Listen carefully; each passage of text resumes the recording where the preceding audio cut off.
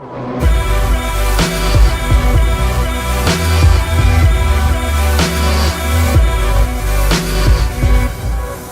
he was always a favorite, and he knew it. He was a favorite. Dad loved him. If there was an extra piece of meat, you know, the biggest one, he would get it. If there was some extra time to hang out with Dad, he would get it. If there was a new car, perhaps he would get it. Because he was a favorite. And everybody knew it. He was one of 12 brothers. But he was the one. He was the one that would get the best stuff. He was the one that would always, when there was an argument, he would be the one that would go like, well, maybe he's right. And they hated him for it. For 17 years, he knew that. He knew that he wasn't liked. He knew that his brothers had something against him. But as a kid, all he tried to do is to be liked, to be someone. You have been there. I've been there.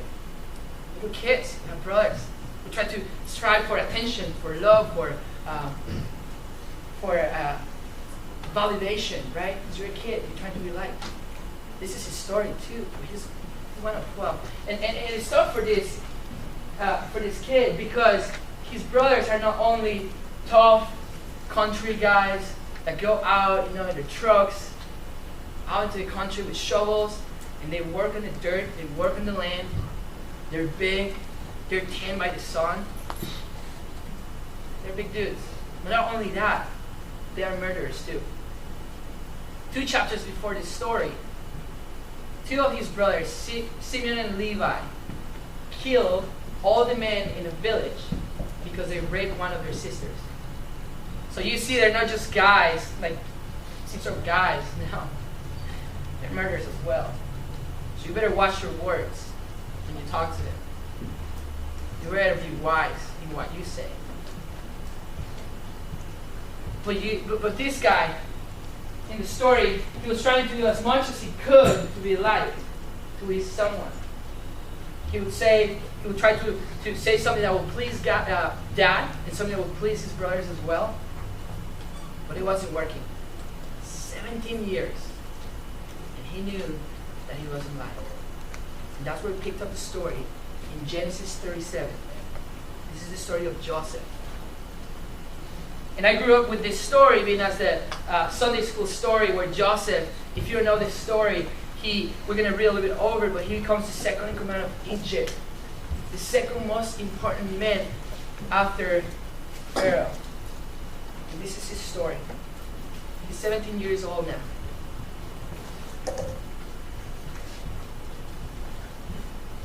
And this is embarrassing, I can't find it. It's fine. It goes like this. Joseph, a young man of 17, was tending the flocks with his brothers, the sons of Bilhah and the sons of Zilpah, his father's wives, and he brought their father a bad report about them. I don't know too much about this story already, if I didn't know it, but I don't like this guy already. He's bringing a bad report about his brother. He's a snitch, okay? So if you have this picture of Joseph being this awesome leader who becomes the second in command, you know, awesome guy, awesome hero in the story, let me tell you something, he's a snitch right here. He's that little brother that runs into the house and tells mom and dad what you're doing and gets you in trouble for 17 freaking years. Now, Israel loved Joseph when Israel is Jacob. If you guys remember, Jacob wrestled with the angel. You guys remember that? And then his name was changed. So when it says Israel, it's Jacob. So Israel for you guys. Just like it. So now Jacob loved Joseph more than any of his other sons because he had been born to him in his old age. And he made a richly ornamented robe for him. So this is what's going on. He's the last of 12 brothers. Dad is old. The rest of the brothers are older, so they're working. Dad is staying at home. He's got all this free time that none of the other 11 had. And now little Joey, the snitch, gets all this free time with Daddy. And guess how the other brothers felt about it? It says this right there. Then his dad makes this robe for him. And when his brothers saw that their father loved him more than any of them, they hated him. Highlight, circle, underline that. And could not speak a kind word to him. So this story just sucks. This little kid, he's hanging out for 17 years old. His brothers didn't really like him because he's getting all this time with daddy. And now, dad makes the big statement of making him a special robe for him to wear. And his brothers hated him for it. Verse 5, Joseph had a dream. And when he told it to his brothers, they hated him all the more. Highlight, underline, and circle that too. Second time. Okay, if the Bible says that you're hated, you're hated. If it says it twice, it's because you're hated. Okay? They don't like you. You get it? Okay. Yeah. We're getting there. Verse 6, he said to them, listen to this dream I had. We were binding sheaves of grain out in the field when suddenly my sheaf, how do you say that? Sheaf, yeah. My sheaf rose and stood upright, while your sheaves gathered around mine and bowed down to it. His brother said to him, do you intend to reign over us? Will you actually rule us? And they hated him, highlight, circle, underline, all the more because of his dream and what he had said. So picture this. This is what I'm picturing. Because I was the youngest in my family. I was a snitch. So it's morning time. The guys are getting ready to go out into the field. And little Joey comes out of his robe, all sparkly in colors. And there's a long table. All the brothers are sitting there. And they're all eating Cheerios, right? Some good Cheerios for those Cheerios lovers. And then Joey is sitting with his nice robe eating Lucky Charms because it matches with his robe. You know what I'm saying? And he's sitting there. He knows his brothers hate him, but he's trying to be light. And he goes like, guys, guess what? And they go, here we go, Joey. I had a dream. And I was doing this thing, and mine was better than yours, and all of a sudden, all of you guys bow down to me. And Levi and Simon, remember them, the murderers? They go like, shh, shh. What did you say? What? They hated him the more. So, you just have to be smart about this kind of stuff, right? He's hated. His dad gives him a robe. His brothers hated him even more.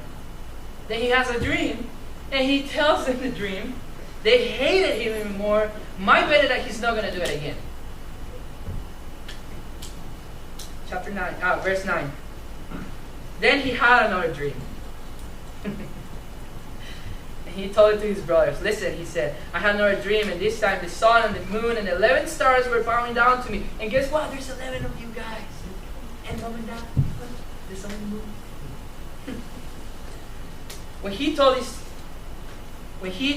father as well as his brothers, his father rebuked him and said, what is this dream that you have? Will your mother and I and your brothers actually come and bow down to the ground before you? His brothers were jealous of him, but his father kept the matter in mind. Now his brothers had gone to graze their father's flocks near Shechem. And Israel said to Joseph, so Jacob said to Joseph, as you know, your brothers are grazing the flocks near Shechem.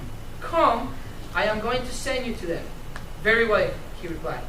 So he said to him, go and see if all is well with your brothers and with the flocks, and bring word back to me. Then he sent him off from the valley of Hebron. So here is Dad. I don't know what Dad is thinking at this point. But he sends little Joey by himself into the field to 11 men, some of them murderers, that hate him, to go spy on them, see what they're doing, and come back and tell Daddy what they're doing wrong. Not a good picture. Not a good picture. So Joseph went after his brothers, verse 17, somewhere in 17. So Joseph went after his brothers and found them near Dothan. But they saw him in the distance, and before he reached them, they plotted to kill him. Here comes the dreamer, they said to each other. Come now, let's kill him and throw him into these cisterns and say that a ferocious animal devoured him. We're going to stop here. This is what happens. You see little Joey coming. because they're working. Maybe it's the end of the day. They're on their trucks, their Ford trucks and shovels and all that stuff. And they have a cooler. And they're just like popping some drinks. We don't know what's in the cooler. Popsicles, who knows? And they're just hanging out. And they have this can in their hand. And they see little Joey coming because it's this sparkly, bright robe that his dad gave him. And they go like, oh, who is that? That's Joey. And one of the brothers goes like, squeezes the can, throws it to the ground, and goes like, I wish I could kill him. One of the 11 goes like, I wish I could kill him too. And the other one goes like, let's do it. And they're sitting in a circle around the bonfire, looking at each other. You're going to do it? They're like, yeah, okay, let's do it. He gets there. They take the robe away from him. They throw him into a cistern. They sell it to slaves, and to someone that was trading slaves. And I wish I could tell you the rest of the story, but it goes like this. 7 years, he becomes a slave. And after 7 years of humiliation and being taught humility, he becomes the second in command for Egypt. That's the story of Joseph. But guys, 11, 12, let me tell you something. I don't think it should have gone that way. I think Joseph could have done it differently. I think he shouldn't have had to go through the 7 years. It was a shortcut. And it's called being wise. And you know what I wish he would have read? The book of James. James wasn't around at the time, so he couldn't read, but we're going to read it. And we have it with us right here, right now. We're going to go to the back of the Bible. If you don't know where James is, book of Revelation. You're going to flip back to 1st, 2nd, 3rd John. Then you have 1st and 2nd Peter. Jude was there somewhere. And then you're going to find James. Read James 3:13. I'm trying to find my sermon here because I don't have my notes right now. It's kind of weird. So, this is what it says.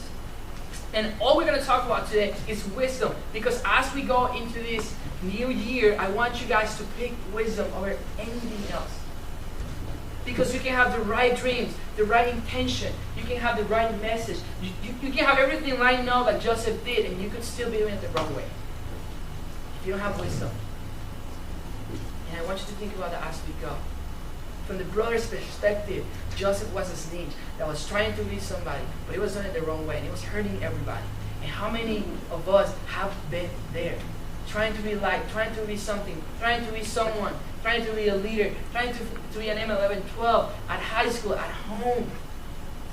And yet we find ourselves through the 7 years of humility and humiliation. And we wonder why. And I think it's because of our lack of wisdom. So we have 3 points for you today. I want you to take notes on all of them. And we're going to try to go through everything and make it on time. This thing is so quickly. Sorry, guys. Here we go. This way. What do you do? Okay. So, book of James. Thank you. You're fine.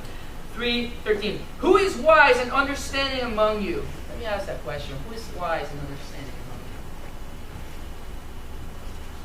you? Right? You're like, please someone point at me right now. Nobody's pointing at anyone. So we're going to work on that. And it says this. This is the brother of Jesus, right? We saw it. Joseph's brothers looking at him. They thought he was a snitch. They didn't like him. But this is James, the brother of Jesus. And what he's saying is that, hey guys, I saw Jesus live. I saw him die. I saw him coming back to life again. And this is how he did things. Let me tell you how he did it. So we're going to see his perspective. Who is wise and understanding among you? Let him show it by his good life, by deeds, by the humility that comes from wisdom. But if you harbor bitter envy and selfish ambition in your hearts, do not boast about it or deny the truth. Such wisdom does not come down from heaven, but is earthly, unspiritual, of the devil. For where you have envy and selfish ambition, there you find disorder and every evil practice. But the wisdom that comes from heaven is first of all pure, then peace-loving, considerate, submissive, full of mercy and good fruit, impartial and sincere, peacemakers who sow in peace raise a harvest of righteousness. We're going to fly through our first point. It's going to be wisdom is not what you say. Wisdom is about how you live life. It's not about what you say. I don't care how good you are with your words. I don't know how much you know about the Bible. Here, how much will you have to people if what you're saying doesn't match the way that you're living? You are not wise at all.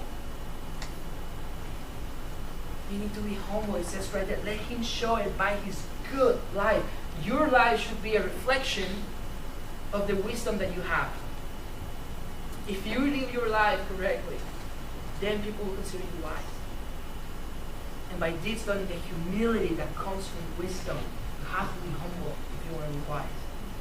The best example we have is in Jesus, right? The Son of God who quit and put aside godliness to serve everyone, to become a man and carry the sins of the world. Humility. He was a wise man. Jesus. So as we start this new year, I want you guys to think about what are these goals that I'm going to set this year. Because you can have the right dreams, the right message, right direction, right intention, and you could still be doing it the wrong way. 3 times it says that Joseph is hated, hated, hated. And a lot of times, guys, in our strive to be somebody, we become hated, hated, hated. Because what we're saying, what we're doing, doesn't match the way that we live. Isn't the church supposed to be the most loving, kind, forgiveful, hopeful place for people to come? Isn't that what 11:12 is supposed to be? And yet at times, guys, we're the most hated, hated, hated. Because we have become God's guard dogs and we bite and bark at everything that is different. And we forget about being loving. And we forget about living a life that is going to honor Him and is going to serve others. When did the church become Joseph? Humility is the key to wisdom. We have the example of Jesus who put aside godliness to become a servant to all. Make yourself humble. Serve the orphans, the widows, the people in need, the one sitting next to you, the one that lives across the street. Hey guys, seriously, this year, this past year was incredible. Worship, like I've never seen the worship that I saw at 11:12 ever in my life. It's so unique, it's so special. And now we have mastered worship. Why don't we master service this coming year? What about we meeting houses together? We make some burritos, we put them in a bag, and we walk around Vista, we drive around Vista, and we give it to the homeless. Well, we start looking around the room and see who needs help, who's in need in our family. How is it possible that we have people in our family in 11:12 that is in need, and we don't know? What is our freaking wisdom? Where did it go? It got caught in our desire to be somebody that we weren't meant to be. Somebody that the world would look as successful or cool, and as someone that Jesus will look and say, well done, faithful servant. We have 2 more points, and George is going to hit them super hard. This is going to probably knock out a lot of your beliefs and wisdom, so be ready for that. And then we're going to close up with just a list of how can you guys know if you're wise or how wise you are. Chancho killed that. You know, we talked about, you know, wisdom is not about what we say. It's not what we do. And I find a lot of times, like, Chancho talked about those intentions that people have. Most people have good intentions. You don't find people who have like bad intentions who want to be, you know, like bad or evil or mean or hurtful. People don't have those intentions. But a lot of times intentions don't necessarily equal the outcome, right? Like I have a friend from high school and he got in a car accident. He was texting while he was driving and he hurt someone really bad. That wasn't his intention. I'm sure when he was got in the car, his intentions weren't to do that. But intentions and actions mean 2 different things.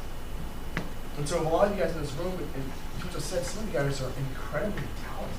I mean, phenomenally talented. From worship to video to graphic design, and some of you guys are so talented. Just you're popular, and you're so good with people, and your personality is so great. And you're incredibly talented. And we just want to kind of help direct you guys and help save you guys from that 7-year period of man. There's so many years in my life I wish I hadn't gone through that. And if I had the wisdom we're talking about,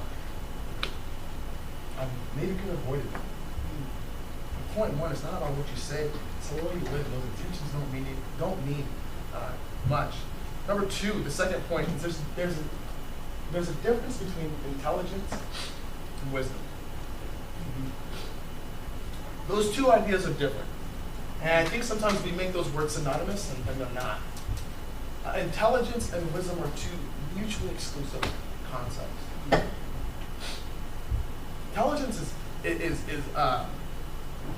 it's kind of that book smart, right? It's what you know, it's what we go to school, we want intelligence, it's what we learn, it's what you memorize, it's what you know. Wisdom is how to apply it. And you can be incredibly intelligent and have no wisdom. And that intelligence will do you no good. Imagine like intelligence is that car, right? It's that like Porsche, right? I mean, that's my car. So I love Porsches, right? It's that Porsche, it's that super sweet car. Show off to all your friends, your Instagram, post next to like what? Like here's my Porsche, super rad, super sweet. Wisdom is the key to that. And if you don't have that key, if you don't have that vital piece, that car does you no good. Just a block of metal sitting in the driveway. And guys, I'm telling you, intelligence is good. I'm not bashing intelligence. I'm not saying it's not important. But what I'm saying is that if you don't have wisdom accompanying intelligence, it's not going to do you much good. And they're completely two separate ideas. Kyle, one of our incredible growth leaders here at ElevenTwelve, gave us this quote. It's funny, but I think it really captures the essence of this point. It says, intelligence is knowing that a tomato is a fruit. Wisdom is knowing that you don't put a tomato on a fruit salad. It's funny and it's laughable. And it is funny, but in essence, it's really applicable to what the difference between intelligence and wisdom is. And for some of us in this room, I just think of just worship and just all the right keys and how to play the songs and your voice is phenomenal and you know all the stuff about why we sing it and all those things, but all that stuff, the intelligence of it, the know-how of it, there's no wisdom in why we do worship. Why do we sing with God? They just come up to worship. Maybe for those of you guys who maybe you think about doing ministry and you want to know about the Bible and you know all these different theologians and all these different ideas of this and that and why and the Hebrew and the Greek, and you're like, what the heck, I don't understand any of that stuff. You know all this stuff, but you don't apply it to your life. I mean, you can talk all about grace and mercy, but you don't apply grace and mercy to the people around you, your friends and your family. What good is knowing what grace and mercy is if you don't show it to those around you?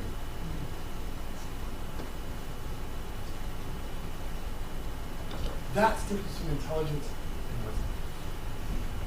Two totally different things. Point 3. You can choose humility or humiliation. You can choose humility or you can choose humiliation. Basically, that's saying you can choose the path of being humble, or by you not choosing that road, inevitably the choice of humiliation will be chosen for you. And this makes sense to me because I'm a huge sports fan. I love sports, anything to do with the ball. I love it. Anything that's to do with winning and losing, competition, I'm all about it, right? And I watch sports and I watch all these different, every sport there is, from football to basketball, hockey, every sport. There's something I've noticed. When there's an athlete who's braggadocious, for lack of a better word, who's very got the bravado, and is always just talking smack and wanting to, put people down, like they're good, right? They're good and they know it, and they want to let everyone else in the world know about it. You know what inevitably happens to that athlete almost every single time? Somebody comes along and does their best to humiliate. I remember an athlete, you guys aren't big at football, I just won't make no losses, but a football fan in Toronto, this guy was he was super good back in the 90s. I mean, he would kill it. I mean, this guy was so good. And then kind of towards the end of his career, he wasn't as good anymore. there was this crazy game where he ended up like crying on stage. It was kind of weird, and people made fun of him forever. You want to know why? Because he chose the road of pride. He chose the road of, you know what, I'm talented, I'm great at what I do, and I want to make sure everybody knows me. I will step on people, I will treat people terribly, I will use my gifts and my talents and my platform to serve me. For years he did that, and the moment that he fell on hard times, there was no grace for him. There was no sympathy, there was no forgiveness, none of that. He was humiliated. And I think sometimes wisdom can look at choosing the path of humility.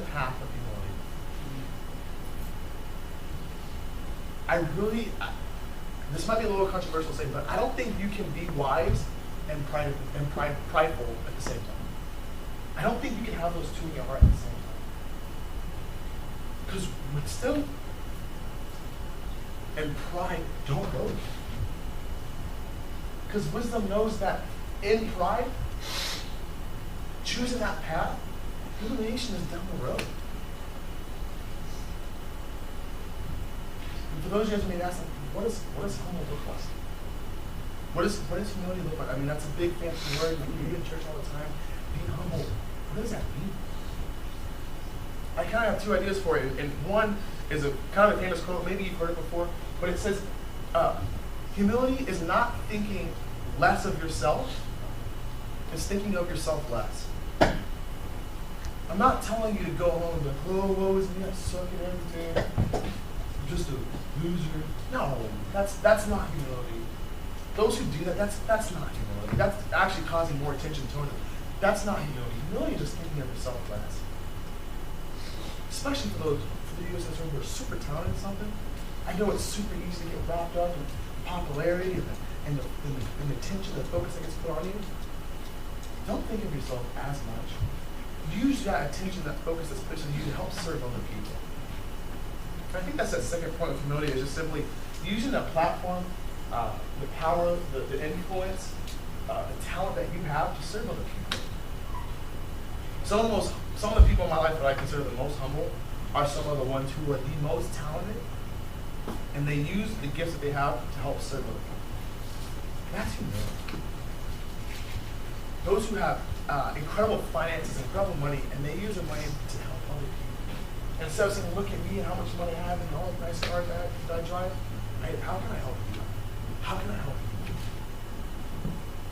Those who are incredibly talented and gifted, but they use their platform to serve others. I think that's an incredible depiction of humility. When we look at Jesus, that's the way he lived his life. He came to earth as God. All the power and the deity of God, and to him, how can I serve you? Wash people's feet. That's humility. Number one, wisdom is not about what you say, it's how you live. Number two, there's a difference between intelligence and wisdom. And number three, you can choose humility or you can choose humiliation. I think those are just some of the ways we can look at how to bypass those years, 7 years that Joseph had to go through. Some of you guys were 16, 17, incredibly talented. How can you bypass those years of just hardship that you don't have to go through? Chaucer's, with those three kind of pointed out, he's going to come back and just kind of go over how we can apply those to our life, and what's the way we can test that in our life daily. Well, we're almost out of time, but I really want to go over this. As George was talking about this Bible verse, awesome. 1 Corinthians 1:26. It's just so cool because it's like self-explanatory, and I love those. Because I'm not smarter than the Bible, so when it says it so clearly, for me it's like, yes, I don't have to make it up, or make anything up. Brothers, think of what you were when you were called. I mean, this is saying like, guys, can you think about the time where like God found you in a place where you were like, oh my gosh, this is so embarrassing. You got caught lying or doing something you didn't have to do or you weren't supposed to do. And you found God there, saying like, don't do this. This is not what pleases me. So think about one of those moments. And brothers, think of what you were when you were called. And he's talking to the chosen one, to the Christians. Not many of you were wise by human standard, influential. Not many were of noble birth. But God chose the foolish things of the world to shame the wise. God chose the weak things of the world to shame the strong. He chose the lowly things of this world and the despised things and the things that are not to nullify the things that are, so that no one may boast before him. It is because of him that you are in Christ Jesus, who has become for us wisdom from God. That is our righteousness, holiness, and redemption. Therefore, as it is written, let him who boasts, boast in the Lord. Man, that's you guys right there. That's you guys. You start living your life like Jesus did, and then you can start boasting in your wisdom and the things that you're gaining and the respect that you're winning from the people around you. They're going to be like, wow, how do you do that? And then you go like, man, he's just like Jesus guy. He's just like changing me. Like, he makes me list things for others, and it's just so weird. How do you know so much? It's only here. You want to read it with me? Let's do this together. That's where the wisdom comes, right there. All the rest, for God, it's like what George was saying. It's like, for God, he's like, good. You had some good experiences, man. But then if we go back to James, we'll finish with this. Verse 17 in James chapter 3, verse 17 says this: the wisdom that comes from heaven is first of all pure, peace-loving, considerate, submissive, full of mercy and good fruit, impartial and sincere. So ask yourself, and if you want to know how wise you are, ask yourself these questions. Am I pure? Am I pure? And maybe you can ask this yourself in this way: am I pure in my motives and actions? When I'm serving others, am I doing it to be a servant, to be humble, or am I doing it to be the star of the show? Check your motives. Am I pure? Number 2, am I peace-loving? And what that means is finding some common ground, right? As Christians, we're called to find agreement and not disagreement. Does that make sense? Because it's crazy that it's kind of sad to see that people knows about us because of the things that we're against, that for the things that we are for. Because we're those guard dogs, right? Barking everything that is different. But it smells different. Find some common ground. Find some agreement. Be peace-loving. Number 3, am I respectful or considerate? Because you'll never influence people who think you don't like them or that you respect them. You know, be wise, be respectful, be considerate. Because when they see that you love them, you respect them, and you care about what they have to say, they will listen to what you have to say. But it won't be until then. Am I respectful? Am I teachable? And for this, you can ask yourself these questions too. Do I always have to win? Right? You'll have those friends, and I have them too. They're never wrong. They always want to be right. But if you were one of those, ask yourself, do I always have to win? Do I always have to be right? Because if you're never wrong, you're never going to grow. Allow yourself to be wrong. We have one of our students here, Alexis Ross. If you say, how much is 2 plus 2? She goes like, 4. And then you go like, are you sure? She goes like, yeah. And if you stare at her long enough, she'll be like, no. You're like, yeah, it is. And she's like, okay.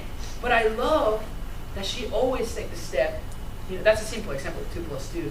But when we ask a hard question, she'll be like, eh. And then she gives the answer, and then you're like, are you sure? And she goes like, well, no. That's what I believe, but whatever. She's not afraid to be wrong. And because of that, I've seen her grow so much in the last 5 months. It's incredible. And I consider Alexis Ross more wise than myself sometimes because of the way that she lives her life. Not what she says, the way that she lives her life. So am I teachable? Am I merciful? What is mercy? It's letting someone off the hook, someone that doesn't deserve it. Or just letting go. And you cannot give mercy until someone deserves your punishment. So if you have a friend and you're like, oh, I'm so merciful, I'm super merciful with my friends because they're terrible, man. They like do these mean things to me, so I'm super merciful with them. I would hardly call that mercy. They're your friends, okay? When somebody really hurts you at home, the moment that gets divorced, when a friend is gossiping about you and breaks all your relationships, when somebody gives you bad advice, when some friend takes you on a party and gets you wasted, are you merciful?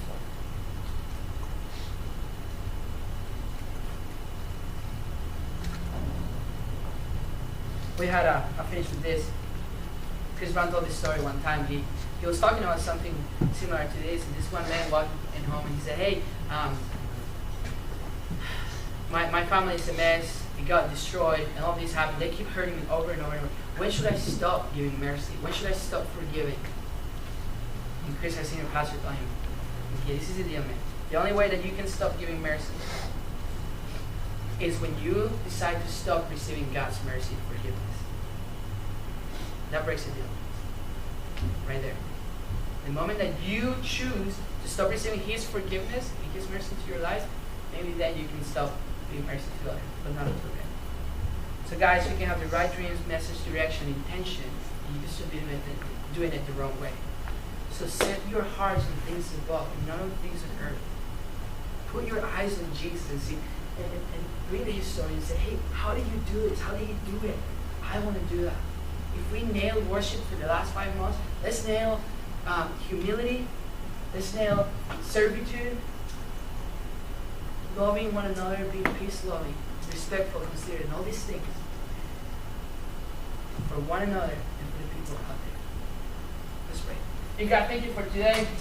Thank you for this amazing group of students from 1112 here in Vista, California, who love you and have a deep desire to follow you and to understand what you're trying to say through the Bible and through the stories. God, would you please give them wisdom to live their lives accordingly to what you have called them to be?